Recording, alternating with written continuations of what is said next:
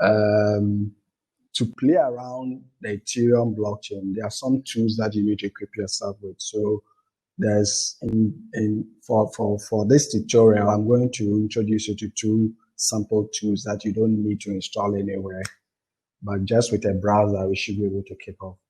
So we have what we call Remix, which is a browser-based IDE, and then we have MetaMask, a browser-based Ether wallet. Okay. So the contract we're about to write, it's a simple landlord-tenant contract. So the contract, of course, will be owned by the landlord, and then it will be used or interacted by the tenant. So the owner, who is the tenant, the landlord, owns the contract, and then the tenant just interacts with the contract by a deposit function. And once the tenant deposits, we expect the owner to be able to check for the balance and then see an update of his funds rising. Now, so this is the simple process we're going to follow. And in every contract, no matter how complex it is, you will go through this process. So we are going to write a contract, some line of code using Solidity, and then we'll compile the contract from the IDE Remix, and then we'll also deploy the contract from Remix. Now, let me make a point here. To deploy a contract, you have normally, let me say, a number of ways, but essentially 3 ways.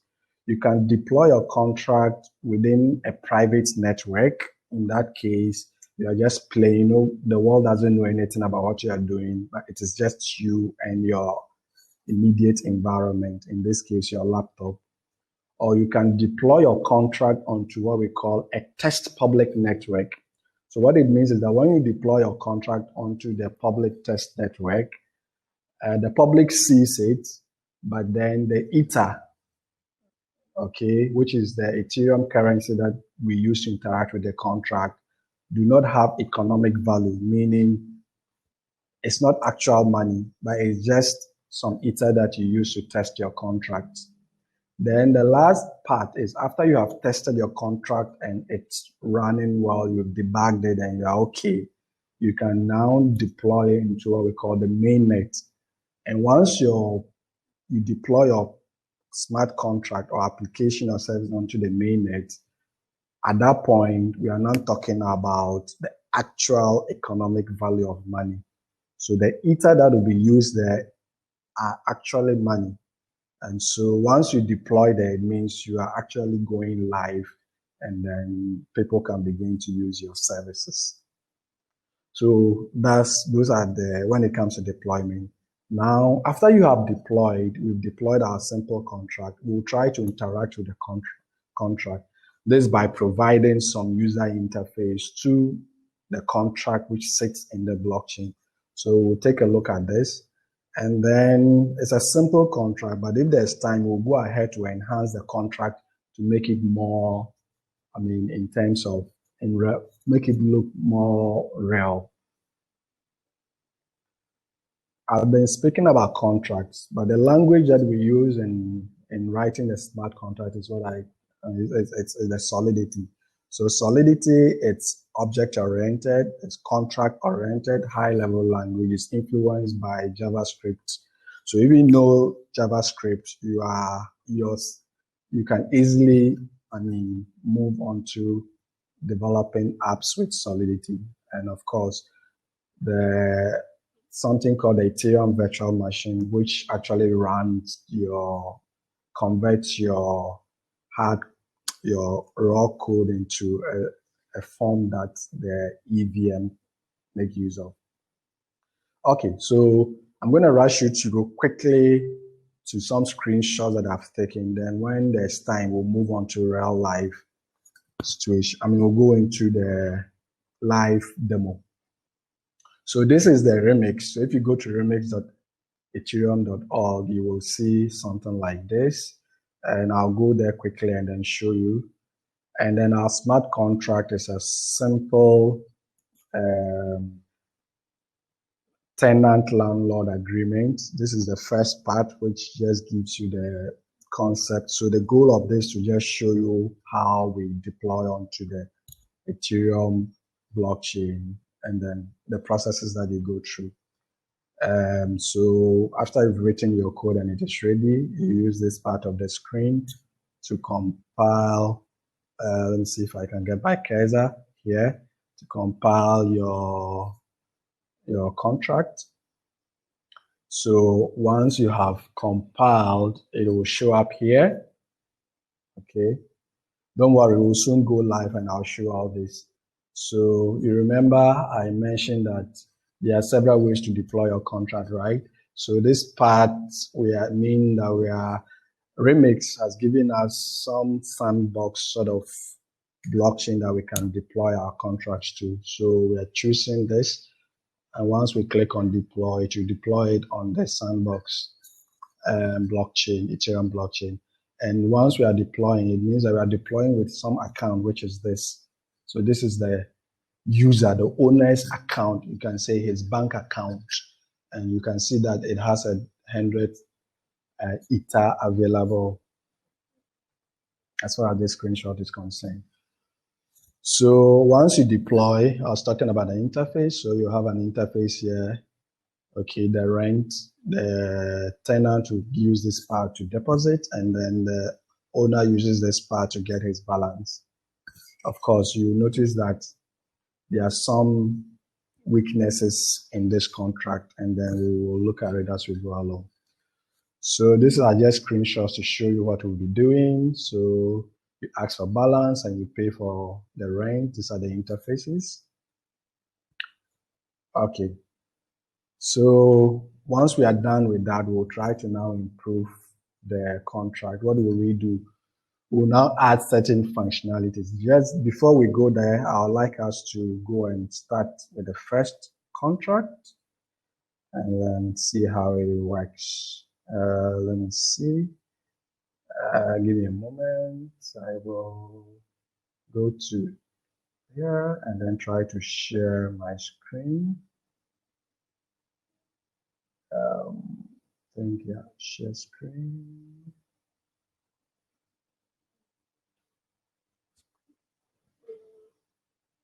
Yeah.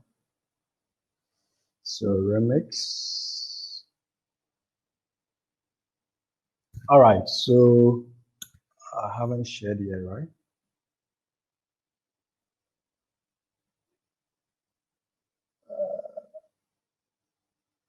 Okay. Doesn't look like. Can you see? Okay, good. So that's your IDE. So if you look on the left-hand side is what we call your Explorer. So this is where your files will be located. Okay, so we are going to quickly, so that but if you click on this too, it will take you to where your file explorer. So we're going to create a new file. Okay, and to do that, you click on that and then you give the name of the file. Remember that the name of the file must have the extension .sol, which I guess stands for Solidity. So we have our first contract, our name is tenant landlord SOL. Okay, then I click on OK. So you will see that you have your file name here, and then you have your editor here to write your code. Because we don't have time, I have some sample. I have written the code already. I'll just copy it here, and then I'll walk you through the process. Okay, so that's your code. I don't know whether if it's visible. I'll make it a little bit bigger. Okay, so what you see here, the first part, it's the first line is actually telling Solidity to use this version. So this is the Solidity version. So the compiler looks for this version and compiles your code based on this version. Okay, and this is the name of our contract. So you proceed with the keyword contract, the name of your contract, and then whatever is in between your brace of that contract, it's your functions and your, so in other words, we say your terms, right? So I declare a variable here called balance, which is of type int. I initialize it with 100 ether.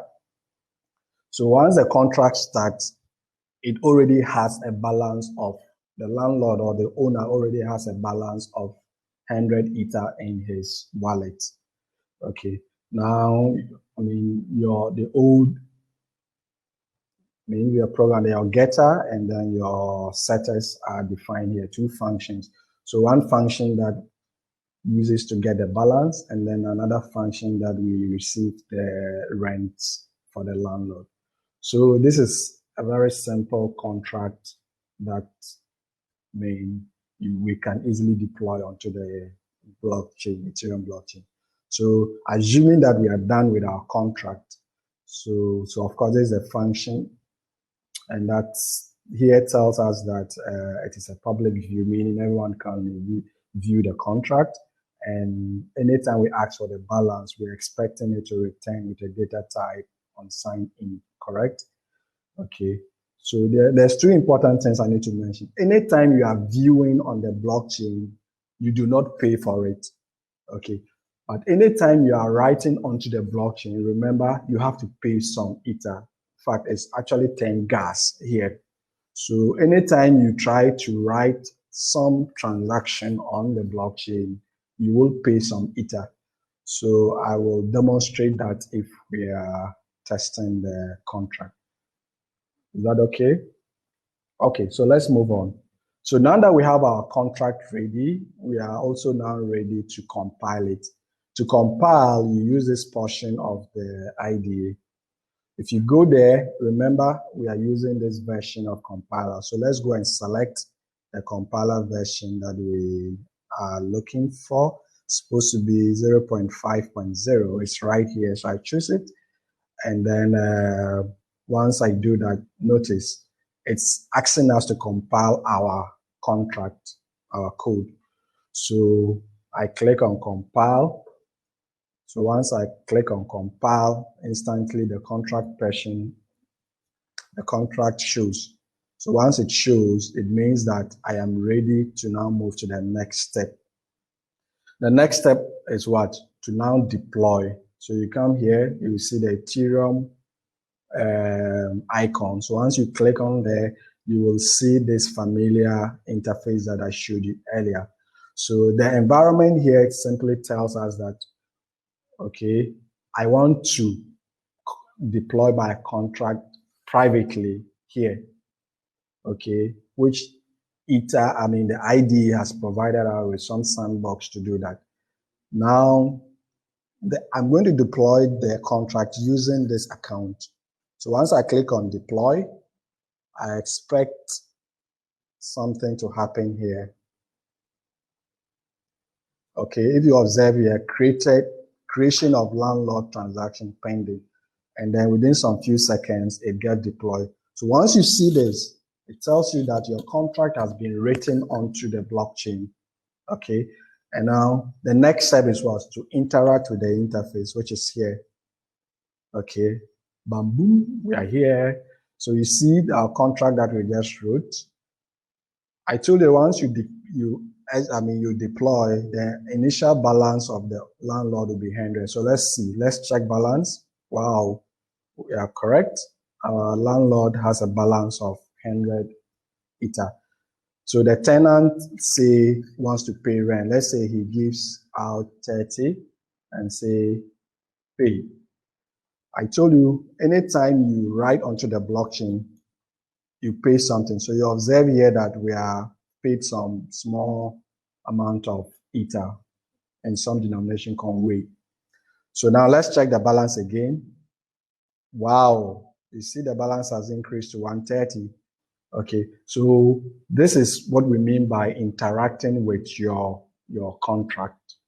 Okay, now we could have also deployed this contract onto what we call the public test network. And to do that, I made mention of MetaMask, correct?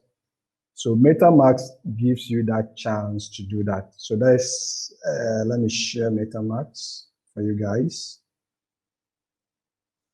So you have a feel of what MetaMask is. So MetaMask is here. So that's MetaMask for you. Okay. I see I'm running out of time, but essentially, that is how it is. So with MetaMask, it's just a wallet that allows you to store your Ether funds, correct? So I can see that this wallet is connected to this network, which is a public test network, which normally you don't pay. The value there, the Ethereum value there doesn't actually make economic sense. What it means is that you cannot use this Ether to purchase real life goods. Is that okay?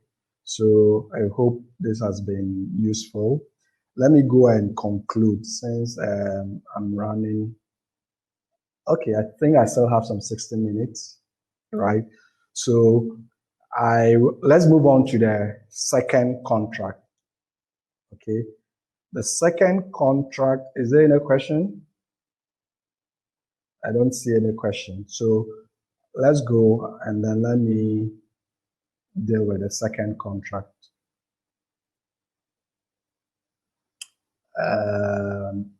Contract, we'll go back to the, okay. So this is a very simple contract. Just taking deposit and then the landlord checks balance. Okay. So it's very, very simple. But we want to do something more. Yes, the landlord can check balance, but he cannot withdraw the funds. So let's add another function that allows the landlord to what? To be able to withdraw funds from his contract. Okay. And to do that, we need to also bear in mind that we should only allow the owner of the contract to be able to what? Withdraw funds from this contract of ours. Else, if you don't put that restriction there, it means that anybody who gets the chance to interact with the contract can withdraw the funds and run away. So let's bear that in mind, that we need to also put some restrictions allowing only the contract owner to withdraw funds from the contract. All right, good. So let's proceed. Once again, because of time, I have already written what I call the complex,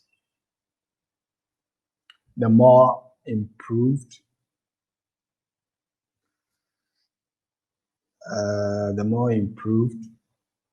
contract. I call it advanced. Oh, okay, it's right here. So let's create another new file. So let's say we are creating another new file, and we'll call that. So we are going to kind of improve upon so let's call this improved tenant landlord contract.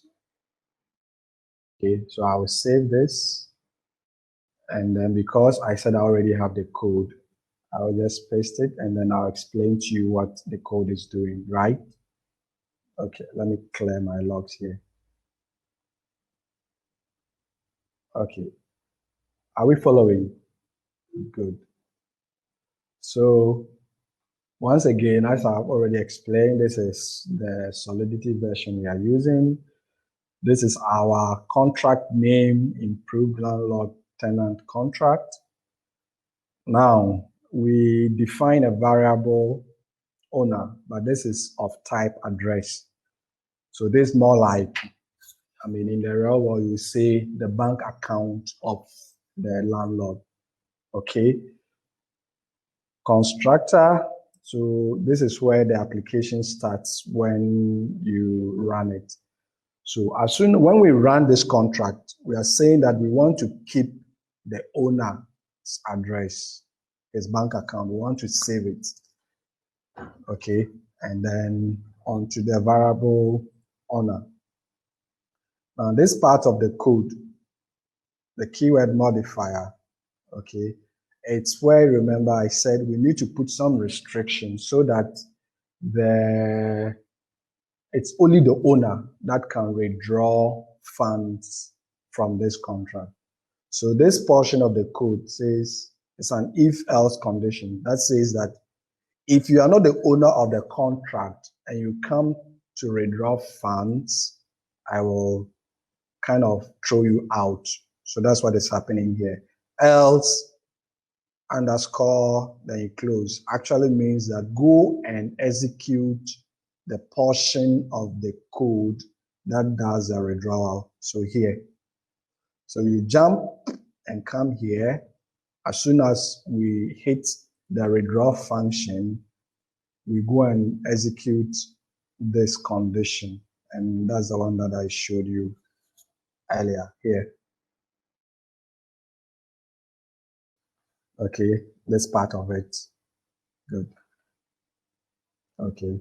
Now we have another function here, which actually is empty. But in actual fact, it has what we call a hidden code under it, which I try to show here. So actually the code here is that, which actually, if you observe, is quite similar to when we were taking the rent and kind of summing them up. So in this case, we are expecting payment from a wallet. So we take the value. So any tenant who wants to pay us, we expect that the tenant uses what? An Ethereum wallet.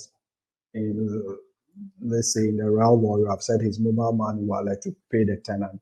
So in this case, he uses his Ethereum wallet to deposit onto the contract's address. And so message.value picks the value of the user or the tenant, okay, and then add it to the balance of the contract. And that becomes the balance of the landlord. Is that okay? So this code here, even though it's empty, but actually it's doing this behind the scene. Of course, you're already familiar with the balance function here. So at this point, the function get balance, public view returns here, just retains the balance of the landlord. And then of course, the function here is supposed to help the landlord to withdraw the funds that the contract has collected over time onto an external wallet if he so desires. So in a nutshell, we have improved the contract to do some more things. Okay, now that we are done with the contract, let's go ahead and compile it. So once again, you will see the compiled here. It's waiting for us to compile. Once we compile, we see it's showing up here. So after compiling, the next thing is what to deploy. So you go to your Ethereum portion, and once again, remember, we are deploying this contract, okay, with an account. So the default account here is this guy. So by default, Remix gives us like about 10 accounts, but we are currently hooked up to this first account. I can deploy this improved one using a different account. Okay, so let's say I want to use, okay, let me still maintain the old account, but take note of it. It ends with EDDC4 and then begins with 5B3, 0x5B3, okay? So this we are expecting to be the owner of this contract. So once we deploy, and I indicate, when you deploy, you pay some Ether. So you see we have deployed. And if you deploy, you expect the contract to show up. So observe here, this is the old contract. Let me take it off. Okay, and let's deploy improved again. So once you deploy, you'll see your contract interface. Wow, isn't it improved now? So you see we have that to receive rent. This is actually the rent on the tenant paying, and this is an interface for the landlord to withdraw, and an interface for the landlord to get balance. So let's get balance. Remember, this code doesn't initialize the contract with any amount. So we expect that when we check balance, the balance value will be 0. Correct? Good. So now let's assume that a tenant is ready to pay the landlord some amount of rent fee. Okay. So let's say that again, the rent fee is 30. Sorry, this is withdrawal. Okay. So there's a value here. So put 30. That's the value that the tenant wants to pay. And then we'll go ahead and say pay. So once we do that, remember that we are updating the state of the blockchain. So it means that we have to pay some Ether. By default, because we are running within the virtual, the IDA is private, it pays for us automatically. But in real life, a wallet will have popped up for us to take the action of paying. Okay, so we have done that. So right now, let's go back and check balance. You observe that the balance is now 30, correct? Let's say another tenant comes in to pay. So let's say he pays, maybe he's using 2 bedrooms. So for that matter, he has to pay 50. So let's go and then receive that. So anytime you write to the blockchain, you see that the blockchain gets, the state gets changed. So now 50 plus 30, we expect to get a balance of 80, which shows up here. Okay.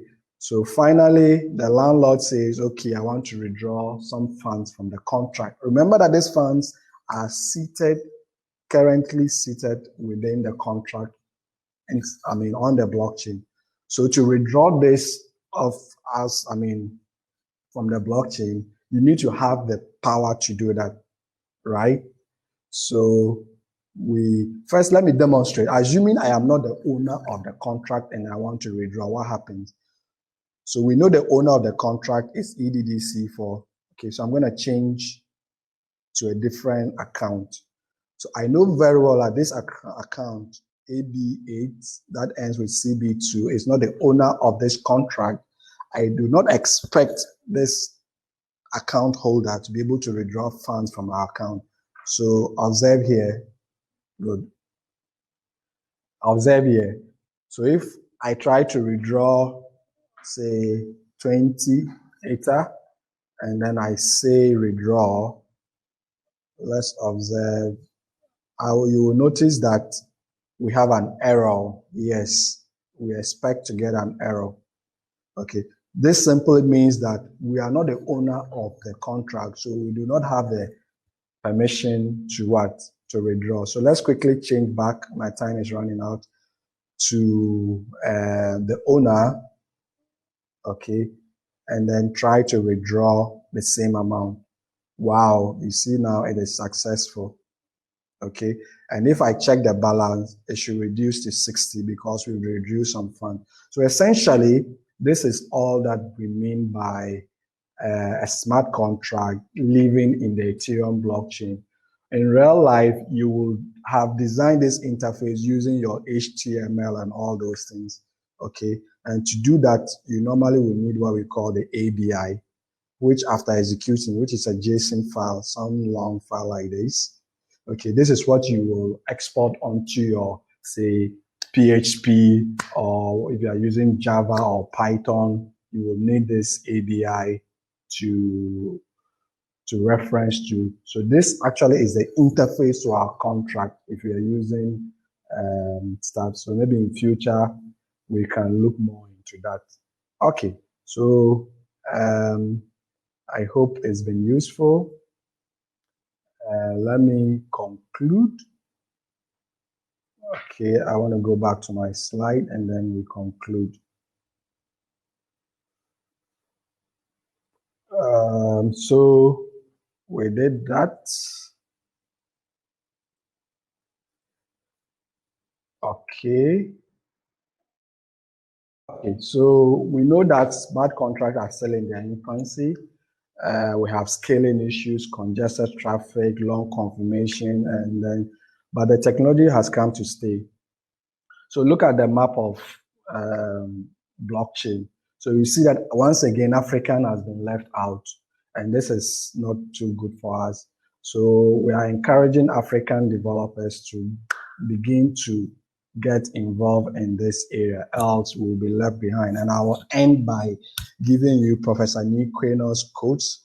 He says, blockchain is new, fast-growing technology enabled by internet. It inherits both internet's power and stewardship challenges. Okay, Africa, Ghana need to take this wave seriously, or we'll miss a grand opportunity. Thank you so much, guys. And then if you have any question, I'll be willing to take them now.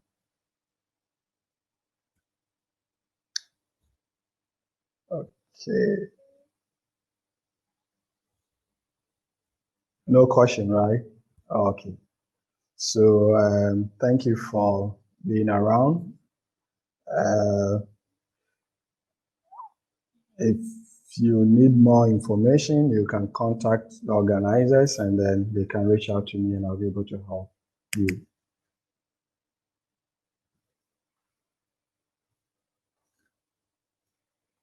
All right.